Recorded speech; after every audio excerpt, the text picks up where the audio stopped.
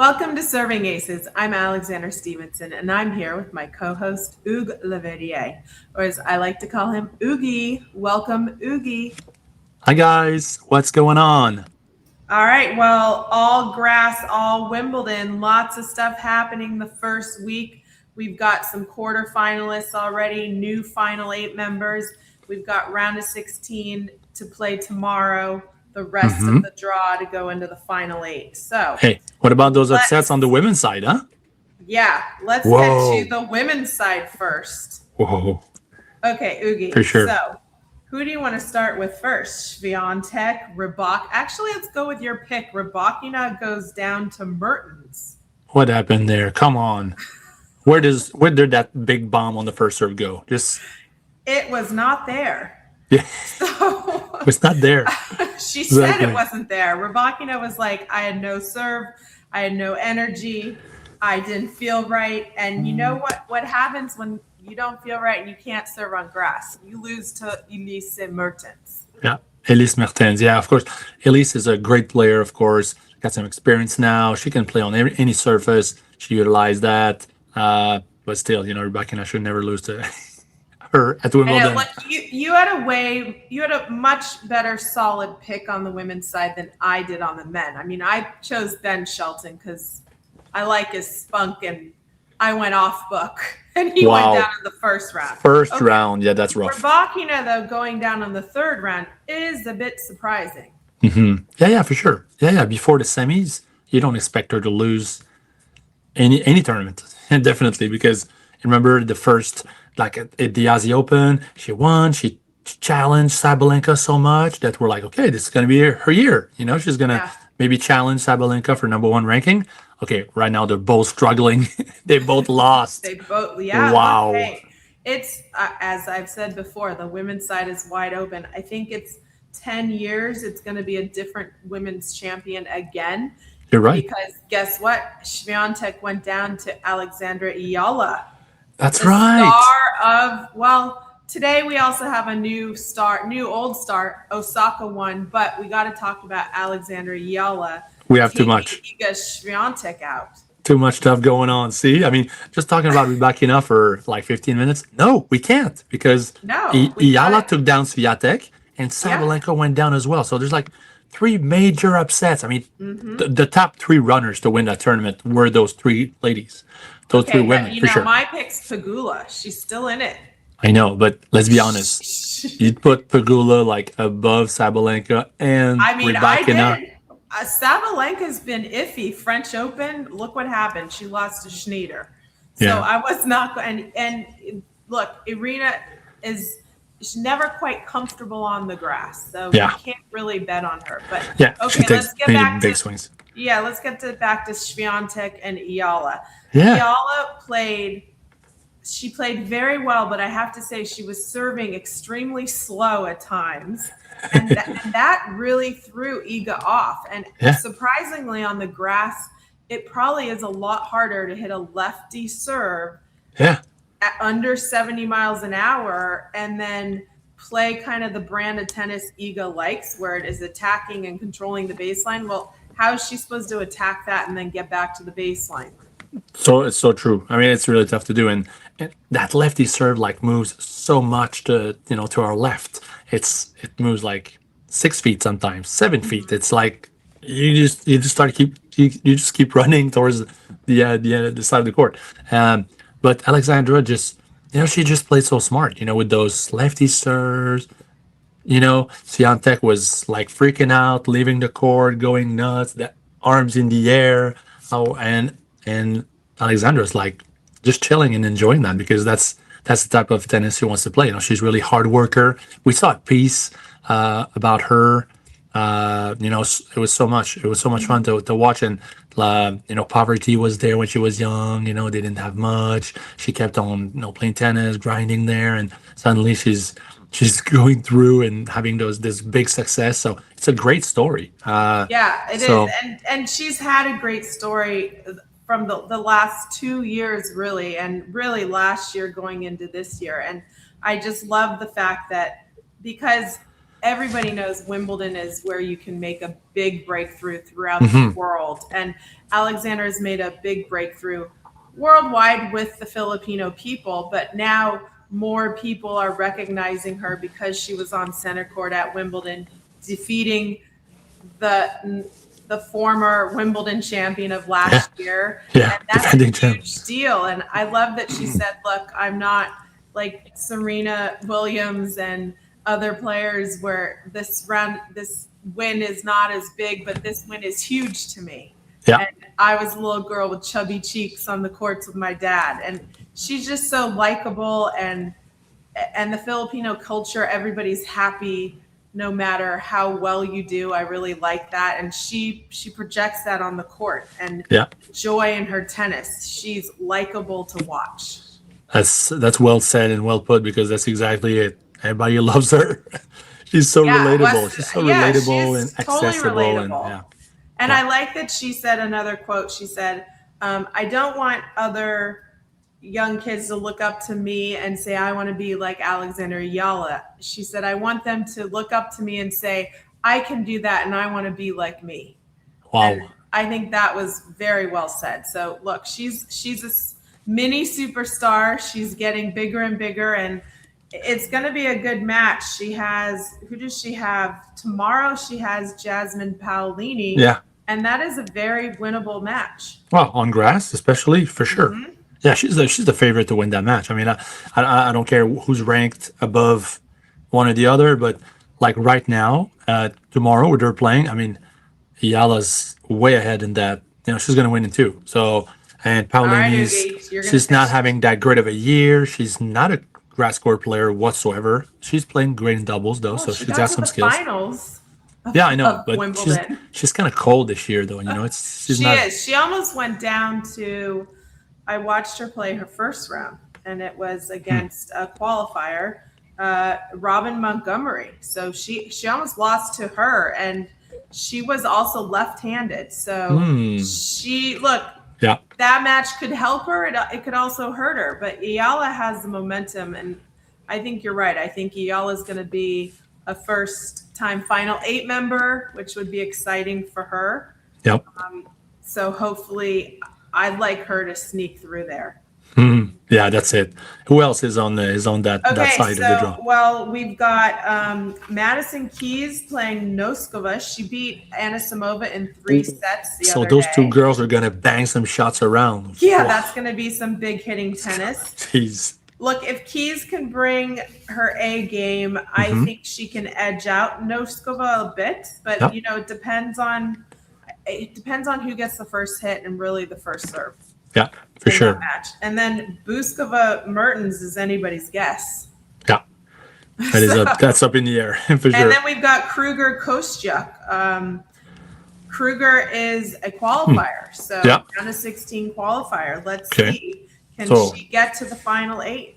I mean, right now, you saying all that, I think Kostyuk is going to win that match, because once you're qualified, you're on a run, but then suddenly you're playing somebody who's really solid, then you go down. Normally, you can't just keep pulling up sets like that unless you're Alexandra Stevenson. You know. I mean, hey, Ashley Kruger has a big serve. She has a big serve. She's got a big hit. But Marta Kostyuk's having a great year. Let's see how she pulls it together. That's true. All right, so we got to talk about Coco Gauff's match. Yeah, let's hear it. Finished just in time. I remember watching Andy Murray's match. He was in like a 5-setter one. I was over there, and it was like 11:02, and they let him finish with 2 extra minutes. Okay, so that was a big deal. What's the rule? Explain us the rule at Wimbledon. At 11 o'clock in Wimbledon Village, they have an ordinance, a noise ordinance. And everything has to get shut down at 11 p.m. sharp. It's like everybody's going to go to sleep quick. Oh, yes. So What's going on? 4-3 in a 5th set at 10:59 and it's 15 love, doesn't matter. It's 15 love. And then next day you keep that. Oh, my God. Yes. So when you see some matches in the first week, you saw some matches to finish. It was because they went too long or they were out on the outside courts and it got dark. That also happens. But on the stadium ones where they have lights and a roof now, they have the time ordinance. Oh, that's so weird because we're used to like play the US Open and then it's like the total opposite. You play until like 4 a.m. It doesn't matter. You just you get on the court at 11 and then you grind for 4 hours. It's tradition, Ougi, and you don't mess with Wimbledon Village townspeople. I have to say, this is one of the reasons why they're still having trouble. All the grass past Wimbledon, there's a golf course and there's a Wimbledon Golf Center and there's a park, and they're trying to build qualifying courts there. They're trying to get the fund. They have the funding. They're trying to get the red tape taken out.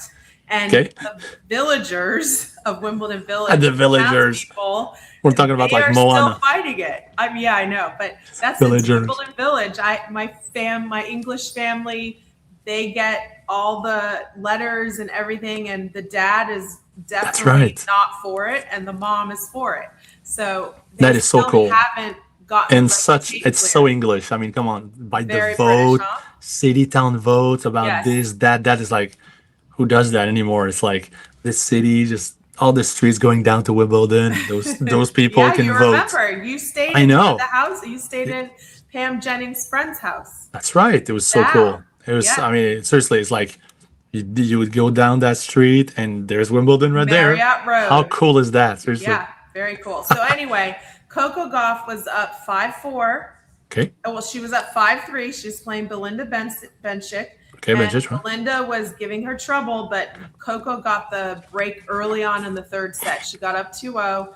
Belinda was trying to battle back. But Coco's serve, I'm very impressed. I have to say, Coco Gauff might be in the running now to win this, because what I saw in that last set of her service games is she was confident in her serve. She was hitting her spots. She came forward to the net. She put away volleys. And that tells me she's confident in her game. She's ready. I mean, if you put away volleys at Wimbledon, especially on the women's side, that's big. Yeah, and she was almost down and out in round 2. And she came back in a tight one. She hasn't been playing great tennis, but she's fighting, and she's been working her way through. So 5-4 Ougi was like 10:55. I was sitting at my kitchen counter watching this. And I was like, okay, is she going to get it done? What's going on? Because suspense all over the place. You know, against Bencic, she's not going to give you anything. You have to beat her. Coco Gauff came out, hit like 120-mile-an-hour serve. She hit us to win the match. She had a slice-wide serve. Looked like she was coming in. And I was so impressed with her power and her speed. And I haven't said that in a long time. So... And then she acknowledged she did the time thing. And she's like, yeah, this is the first time I've been under the clock. I'm glad that I didn't choose basketball, because tennis, you're never under the clock. But here I was. That's it. That's true, huh? There's merciless pressure. So it was a fun third set to watch. And it was a race against time, and she got it done. Cool. That's so cool. I think, she's going forward. Look, she's playing my pick, Pegula. It's going to be a tough one. But I'm going to be excited to watch this match after what I saw from Coco. Exactly. It's going to be cool. And then we got Osaka. Battle. Yes. Okay, we got Osaka. Let's talk about Osaka and Sabalenka. Osaka's upset was just... Seriously, who saw... I mean, did you expect that? Did you expect her to beat? Well, I did. Did you? Ooh. No, I didn't see that coming. All right, so I'll explain why I did. Because I've been watching Osaka through the tournament. She's been serving well. She's been hitting big. And she's been hitting clean. And she's moving low. And at the French, Sabalenka had her, but that's clay, right? Okay, this is grass, Ougi. Sabalenka, she gets a little kerfuffled on the grass. I know her feet can move a little bit, and she's not settled. And she hasn't found her movement on the grass. Now, Osaka also has had many years of not playing well on the grass. Yeah. For some reason, this year it seems to have clicked for her. Yeah, she was she said her coach has given a Polish guy has given a lot of drills, not even on grass, that sounded like Ougi. Ougi giving me drills on hard court. That's it. And so she's confident. She's moving well, but her serve percentage was like, it was like 80. Whoa. I wrote it down. 87% first serves Jeez. in the match. 33 of 38 points won on her first serve. That is so big stats. Come on. And 61% won on her second serves. That is so good because if you're above 50, you're winning that serve all the time. So basically, she overpowered overpowered Sabalenka with her serve and her ground strokes, because Sabalenka hasn't had, she hasn't had 87% first serves in a long time. Right? Exactly. Even though she's won in the world, but that's not like her bread and butter, right? Exactly. And normally she's serving much better than the opponent. So now she was outmatched today against Osaka, so that's good. She really was. And Osaka, look, she could take this again. Osaka, the top half of the draw is Gauff, Osaka, Pegula have the momentum, but also Muhova. She took out the only Wimbledon champion left in the round of 16. Oh, sorry. Swiatek was there. So Muhova took out Krejcikova. Wow. In 3 sets. Barbara. That's good. Yeah. So those 4 are playing. They're bringing their A games now. So let's watch out for the quarterfinals of the top half. Oh, for sure. And especially on grass. Muhova, Krejcikova, those two Czech ladies, they're from Czech Republic. I don't know why they're good players on grass, but they are. They know how to volley, they know how to slice. Czech players are taught an all-around game. Yeah, that's right. They slice a lot. Yeah, that's right. So they kind of take to grass like Australians do. Yeah, right. That's true. They're also taught to learn how to volley. I thought Sabalenka's quote was pretty funny, where she's like, I just need to go get drunk and then go reset and get in better shape. That is so Arena. Seriously. Yeah. I need to go get drunk. Did she actually say that? She did say that. No way. She said that. She did. She said it in her press conference. She didn't say like to get a few drinks. Here's the quote. You ready? Let's go. Just want to go get completely drunk, forget about my tennis, and try to get in better shape. Yeah, that's so like contradictory, because you get drunk, you have too much calories, and then the next day you want to improve your health. Go get in better shape. So great. Look, at least she's honest. It's hilarious. It's refreshing. It's refreshing. She's speaking her mind. She's not going like, I don't know what's going on. I have no clue. And she always gives you an answer. She knows what's going on. She's like, I played like crap. I lost. I'm pissed. Okay, let's go. I'm going to do something about it, and then I'm going to move on, because then you move on. Go get in better shape. But she did say she got overpowered on the grass, and Osaka took it to her. So, good one for of the Naomi. Sabalenka and Rybakina, other than those two, there's only a handful of really great ball strikers on the women's side that can actually outmatch their power. Anisimova is one of them. Madison Keys is one of them. Yes. Osaka. So Osaka is one of them, and now Serena's back, so Serena could be in the mix. She could be. But there's not a whole lot of, maybe Noskova. Sometimes she cracks the ball a little bit. Yeah, there's not a lot. There's not more than maybe, Ostapenko on a good day, but not with her serve. Or the movement. Maybe five women on the tour, maybe 6. Yeah, not many, Ougi. All right, so we got to talk a little bit about match toughness. All right, so Chris Evert, who is prayers are going to her to battle her cancer that has come back, and we hope all is going to be well. Sending lots of prayers. But she coined the term match toughness, right? All right, so match tough, physical and mental. What are you seeing on the grass that makes these players so match tough? Because I know tennis people like to say it's 90% mental, right? But it's not really. It's, physical and mental go hand in hand.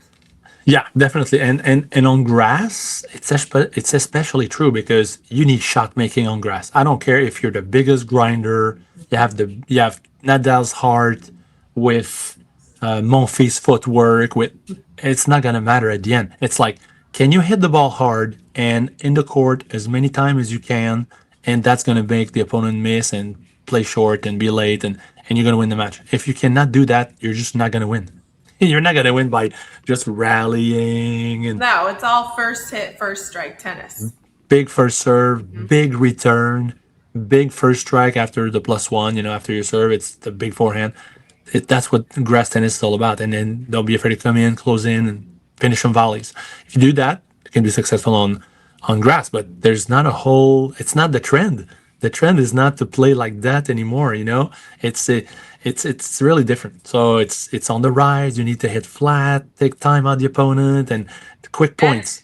And you have to be brave. So one thing I liked what Iga did say about Alexandra Eala was she was brave in the moments that I wasn't. And that's something I find really important for a young player, that they take the moments and they are saying, okay, I'm going to go after it instead of being passive and waiting for the opponent to miss. It's really important to say, I'm going to be brave and go take it. And that's what grass makes you do. Mm-hmm. And you know exactly what you're talking about because you were a great grass player. You had great success. So that's exactly the way you played. And that's why you had success, because you were more aggressive than most of the women at your time when you played. And that's just the truth. Yeah, I was brave enough to take the shots. Yeah, exactly. And it's something I have to say, I was very impressed with Coco Gauff. She took her shots. She was brave tonight. So, Ougi, she's back on my list right now from what I've seen. Nice. Okay, so we got to talk about the men. All right, so match toughness. This goes hand in hand with some of the matches I watched. And we're going to start with your boy, Felix Auger-Aliassime. Okay, that's it. Yeah, what's Fokina? I heard there was some beef today in the Okay, match. so of course they have a beef. So since 2025, Ougi, I researched this. And Felix is like the beefless player on tour. I know you would never pick Felix to have a beef. Seriously. Right? You just wouldn't, right? He's like he's Mr. Canadian. He's like so nice. And so he's everything's calm. And he's just cool, chilling. It's super right? cool. Yeah. It's like, okay, not against Davidovich Fokina. He's not. Jeez. Because what happened? Like he took too much time or... Okay, so in 2025 Australia, there was a court change.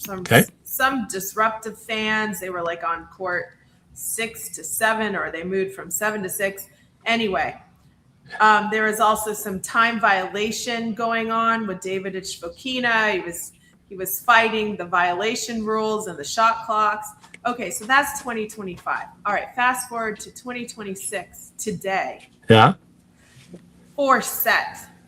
Fokina, and it was a battle, like grass court battle, some great shots. Fokina rolls his ankle. He then rolls his ankle twice. Jeez. He did it twice in the match. Okay. Felix is serving. He shakes it off, and Fokina totally not tennis etiquette. Fokina calls the physio. Before Felix's services game. Mid Felix's service game. No way. It's like $30 or something. Service game. Okay. Then Felix hits a double fault. It's the 4th set. He does have match points to win the 4th. He loses that 4th set. Then he comes out in the 5th and wins. No way. Still. Yes. Okay. An extra so set. He walks to the net. Walks to the net. I mean, I thought he was going to punch him. You're expecting like a weird handshake, but you're also expecting maybe they're fighting. I mean, on the women's side, it'd be like the dead fish handshake, right? On the men, you were like, okay, so go after him. Yeah, dead fish. Okay, so Felix, it was it was aggressive, and then he goes over and he has some words, and he sits down, and then Fokina comes back over and has some words, and I was so upset that we couldn't hear it. Wow. So I know. Then goes into the press. The mics are there. The net. Come on, just open the mics. No, I checked everything. The commentators were just talking. I'm like, and obviously they didn't have the mic access, maybe, and that's why we couldn't hear it. Yeah, maybe. I don't know. That's weird. There's always mics. Felix then goes into the press room. Yeah. And he's like, the rule is a disgrace. It's a disgrace of a rule. He said that. And I don't blame him. He said, I don't see any other sports that do this. When the opponent is serving, you should not be able to call a physio and freeze out the opponent. That's so true. Come on, that's not fair. That's not really good. You should just forfeit the game to get the physio, right? Yeah. So Felix, maybe he'll spearhead this and be like, let's change the rule, everybody. Yeah. I mean, the right thing to do would have been like the previous game. You know, you let Felix serves, and now it's like for all. Before you serve, you call the physio. You know? Yeah, well, that's what you should do. But let's say Fokina took his medical break when he was standing at break point in the fourth set. When play resumed, then Felix double faulted. So he totally iced Felix. Yeah, he played his head. You know, he was in his head. And I could see like the lips moving, and Fokina was like going to his ankle, and Felix was like, I mean, I don't know what he was saying. He's like, I don't really care. It's like not wrong, right? Yeah. And Felix is correct. It's a disgrace of a rule. That shouldn't happen. He could have lost the match and been out of Wimbledon. For sure. Just because the rules were not applied. So, that's weird. Housewives have beef. Tennis players have beef, Ougi. Hey, you know what? I'm happy. It's a real thing. I'm happy because something needs to go down with Felix. Come on. Yeah. Some emotions, some coach change. He's got I don't know, something tonight. He got emotion. He posted this one felt good, and he had a little emoji with some steam blowing out. So you know he got it out. Because after the Roland Garros loss against Cobolli, his interview and everything, he sounded like a guy who's going to retire in 2 weeks. Like, I know. Seriously, it was sad. It was sad to watch. He's like, this was a big deal that he won this, and just in time because he plays the Wolf in winter. He now is the Wolf in Wimbledon summer. That is such a good quote. Seriously, good job. That's just you like the segue? So Mr. Djokovic. I love it. You know, I love Felix has got to bring it. My gosh, he's going to play the Joker. He's going to play the biggest player on the men's side in history. That's going to be he huge. Just broke Federer's record at Wimbledon. He won 106 wins. Djokovic has 106. Wow. Federer had 105. So Novak has surpassed Roger for the most wins at Wimbledon. Another record that goes to him. Another record, right? That is so cool. Okay, so, we've got Sinner playing Struff. Do you think Felix has chances to beat Djoko? I think... Honestly, what's your prediction there? I think Felix does it. On any surface, I think hard court and grass court, he would have a chance to beat Djokovic. However, Djokovic has been pretty... he's looked pretty good. But the fire is in Felix's belly. Hopefully it comes out. What do you think? The intangibles, so they say. Yeah. They lead towards Djokovic. Yeah, I was going to say the momentum of the season right now goes towards the Joker a little bit. But at the same time, sometimes when you don't have the momentum, you just create something new. And Felix is due to have something pretty big and pretty amazing going because Cobolli's match slipped away. There's a couple of opportunities in the finals as well. Tiafoe the other day, he lost close ones to him, like a little dicey at the end. We have to remember that Felix is match tough. Novak is not. Yep, that's another element. That's the whole theme of the podcast, match tough, Ougi, right? Guess who has match toughness coming in? Felix. Djokovic has it, obviously, experience, the GOAT. Of course. 106 wins at Wimbledon. It's a special place. But when the going gets tough, you need that extra match toughness of the season. Can Novak pull it out? That's the question. Wow. I don't know. It really is 50-50 in my head. So... I don't know. It's 50-50, 6-7. I don't know. All right. Who are you going to pick, though? You got to pick one. Got to pick one? Okay, I'm going to go with the Joker. Okay, you're going with Joker. All right, then I'll go with Felix. I hope you're right. I'll go with Felix in 5 sets. It would be a very, very big win for Felix to beat Djokovic at Wimbledon. For him, for the rest of his career and this year especially, it would be like give him so much confidence. It would be very big. Yeah, that would be big. All right, we'll see. I mean, my heart of hearts kind of wants Djokovic to win this Wimbledon. But Okay, I'm going to go with Felix because you picked Novak. and I'm going the exact opposite way. I'm like, my heart is with Felix to win. Yes, I hope he with wins, Djokovic. and I hope he goes to Wimbledon the whole way. But yeah, the reason but tells that's me what's that fun. It's a prediction. It doesn't mean it's going to happen. All right. Exactly. Meanwhile, your guy Sinner is still in the tournament, the heat hosting. the heat hasn't got to him, so it's good. No, it hasn't been that hot. Yeah, he plays Struff next. Yeah. I don't see. Look, semifinals, Djokovic or Felix. Interesting. If it's Djokovic, could Yeah. I think the winner of the semifinals in the top half probably will win the tournament. Looking at the bottom half. The bottoms, yeah. Oh, we got Fritz, Zverev. Well, we've got Dmitrov Fritz playing Bublik, who took out Tiafoe. Sadly, I wanted Francis to win, but Bublik was just, minus the underhand serve aces, he was serving pretty massive. Wow. Lehechka, great grass court player. Czech plays Zverev. Yeah. That could be interesting. He's a little tight, though. I feel like Alexandra can beat him. Fritz in his Hugo Boss suit is still rocking it. So that's it. Fritz has the power in the game to take out Bublik. Yeah, for sure. It depends on his health and his movement, right? But that could be interesting. Could be 5-setter. Dmitrov against Ferry. Talk about the guy having the two wild cards having a great run, right? Wow, that's true. Arthur Ferry. He lives in Wimbledon Village. He grew up there. Wow, what a story. It's like a fairy tale story. Went to college, got a wild card. Exactly. In the fourth round playing Grigor Dimitrov. Wow, just like the movie Wimbledon.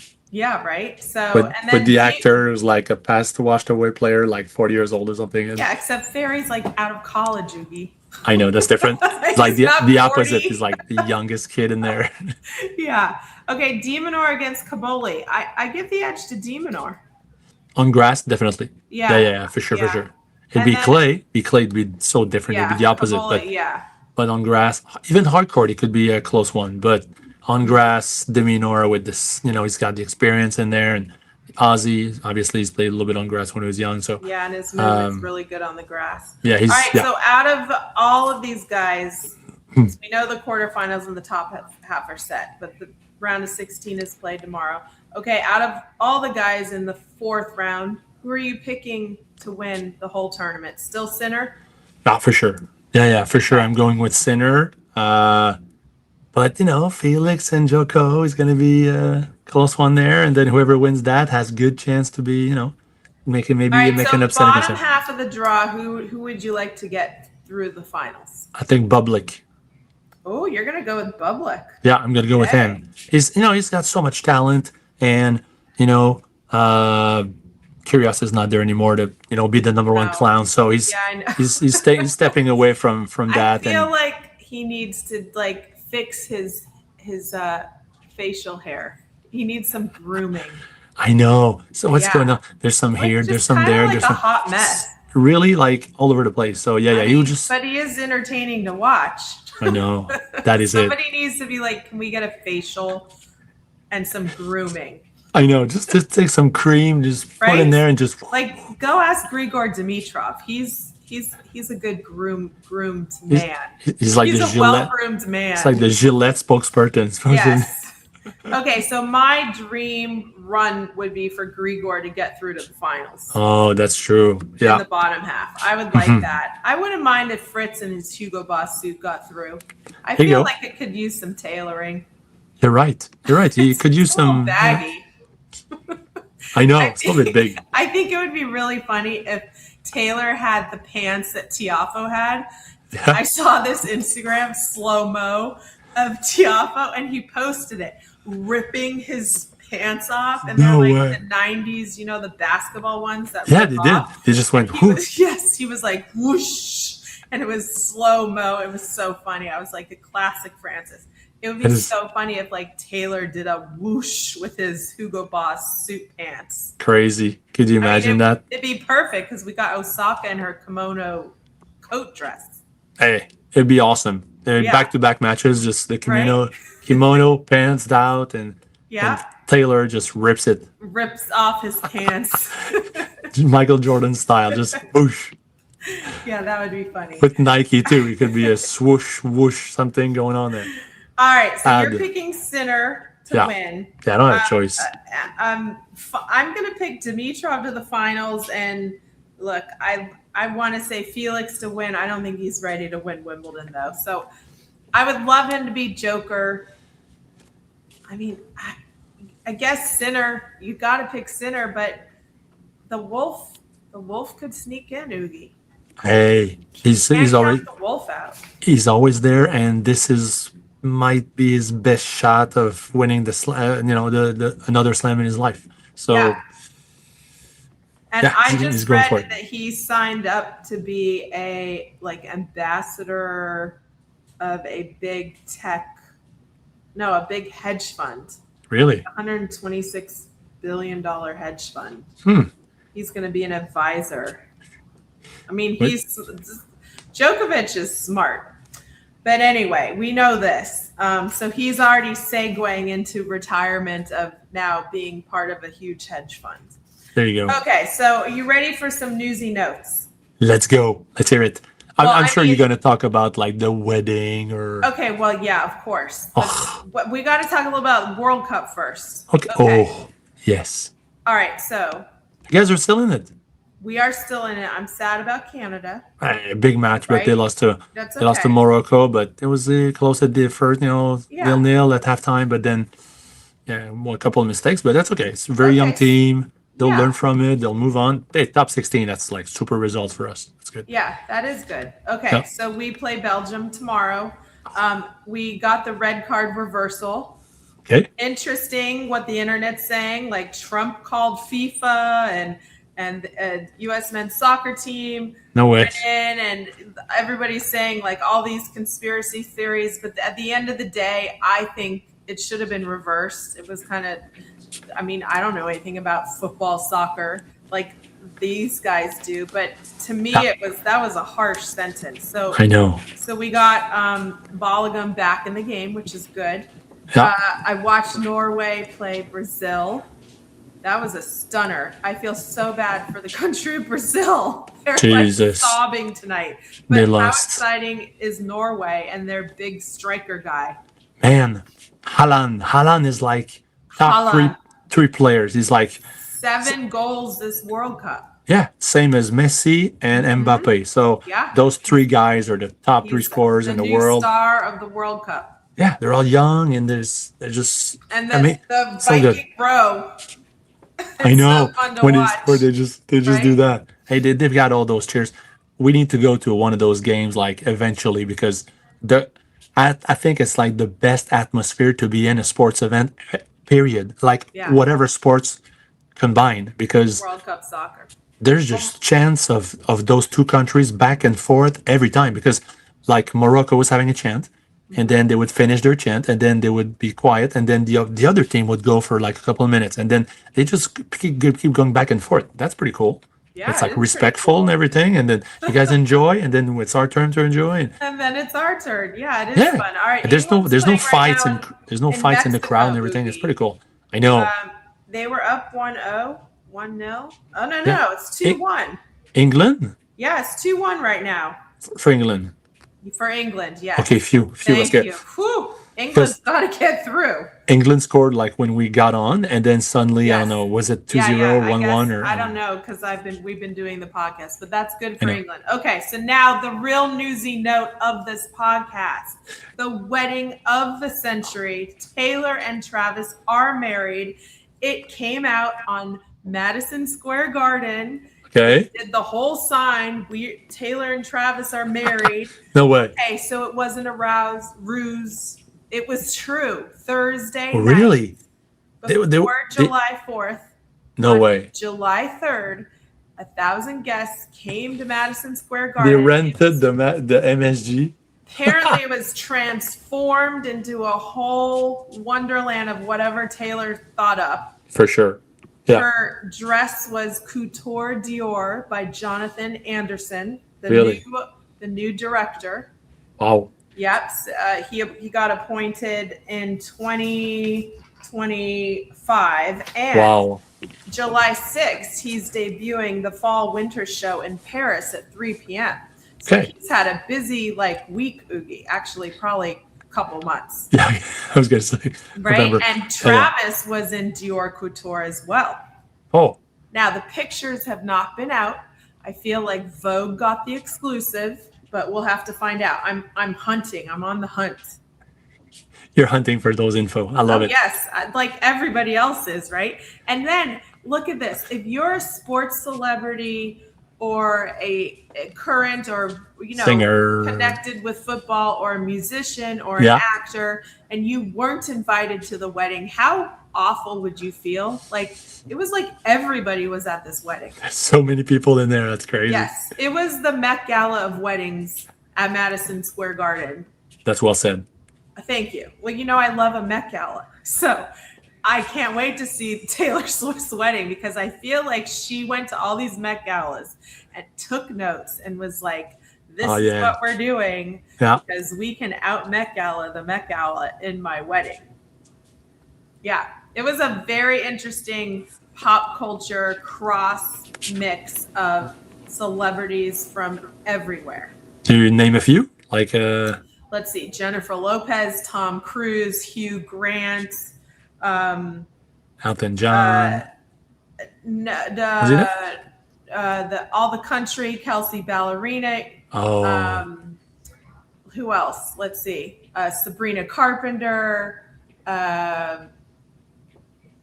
Wait, I'm blanking. I was just reading all of them like 2 hours ago. That's quite a few Jessica people. Alba, Adam Sandler officiated. No way. Yeah, that was just so funny that he officiated. And then, that is the best one. Seriously, that's why not? Liam Hemsworth and his girlfriend.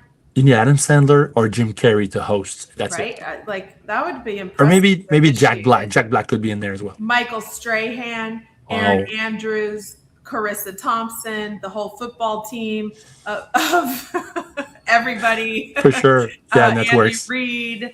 And then the more actors. Who else do we Patrick have? Mahomes was probably there. Oh, yes, he was there. Kittleman was there. Edelman was there. Gronk was there. Brady maybe. Tom Brady was there. For sure. And then what other actors were there? Oh, Ethan Hawke was there. Wow. And this is Dakota Johnson was there. Huh. Carly Kloss was there. The one person who was not there was Blake Lively because they're not. Really? They have a beef. Now. They're not friends. Yes. Okay. There's beef. And she's godparents to some of Blake Lively's kids. So I don't know. Do you ungodparent when you have a beef? Who knows? Hopefully not. No, Hopefully Blake Lively was like at a horse show with her daughter. Jeez, okay. Hopefully you can work the beef out and forget about it. Yeah, and then apparently all their high school friends and from both sides of the wedding party were there. So it was a big mix of everything, which makes sense because it's Taylor Swift, right? There you go. Yeah, for sure. It's a big mix and she knows so many people and she's adored by a lot. So cool. Yeah, I'm so happy. So happy for them. I know. I can't wait to see pictures and then talk about it to you on the podcast. That's right. You can share me the pictures and send them to me. Yes. Okay. So are you ready for the podcast quote? Oh, let's hear it. Yeah, let's hear it. Okay. Yeah, what is it? All right. So this is for everybody looking for true romance out there. Now, I know, Ougi, you already have your true romantic partner in Anik. So, and she found this exact thing in you, and you found this exact thing in her. So one day, maybe I'll find somebody like this. Are you ready? Yeah. Okay, so Taylor Swift's 3-word description of her now husband, Travis Kelce, is Human Exclamation Point. What does that mean? So it means she found a person who's like a human exclamation point, who's always excited, has a joy for life, and is ready to go on any adventure. And that's kind of like you and Anik. It's true. Right? I love that. I love that. Yeah. Exclamation point is like it's just human exclamation over the top. Let's point. Go for it. Yeah. I love it. Let's go for it. So 100% every day. I felt like I needed to give her the quote since it was the biggest wedding. Yeah, and it is a Right? great quote. Seriously, it's might want to be my favorite of all the quotes that we. It's a pretty good one. Yeah. And It's see, you're it's like really that to Anik. yeah. You got to tell her tonight. I'm your human exclamation point. Okay, I'll tell her that. I don't know how she's gonna react. She's gonna be like, "What?" She's gonna be like, "What is like in the Adam Sandler movie with the what?" Yeah, she'll love it. Okay, Seriously. meanwhile, Ougi, you're going on a trip. So, real quick, you're going to Italy, to Yeah. Rome, Italy. Yeah, And gonna be what awesome. are you doing there? I'm gonna go visit. No, I'm kidding. We're gonna go visit, of course, the Vatican and stuff like that. But I'm gonna play the World Championship. So every year, yeah, in 30, 35, 40, 45, 50, every 5 years, you have your World Championship. You have team events the first week, and the second week is individuals, singles and doubles. So unfortunately, I didn't qualify for the team this year. I was like 5 in Canada, and they only take 4, so missed out by 1. And Anika's like, we're going anyway. She's like, I'm like, what? What do you mean? I'm not on the team. I'm 1 out. She's like, no, we're gonna go the second week. She knew about it. She's like, we're gonna go the second week. You deserve it. You play great. You're 5 in Canada. Let's go. And I like, love it. what do you mean? Let's go. She's like, I just found out it's in Rome. We're going. Of course. He's like, we have been there once together, but like 25 years ago. It's like so long. I can't remember like putting my hand in the Boca della Virita or Yes. seeing the Coliseum or the. So all those things are like really far in my head. So it'll be fun. It'll be fun. Then it's gonna be warm though. It's gonna be like 110. Yeah, be Jeez. ready, drink lots. But you're gonna Yeah. have an amazing time, and you might get to play, right? Oh yeah, I will play. I will play for sure. Yeah. Might be in the qualies, might be in the main draw. I don't know. There's That's like okay. 120 people have entered so far, and I think it's a 128 draw. So maybe Okay. everybody's in the main draw. I don't know. I We'll love see. it. Yeah. All right, good It's gonna be luck. fun. And we're gonna check in with you and see how you do. And this has been Serving Aces. I'm Alexandra Stevenson. If you like us, follow us on @Believe, at Spotify, at Apple, or anywhere you get your podcasts. Leave us a comment. Please give us a 5-star review if you like our podcast, and we will see you next time. All right. Take care. Bye bye.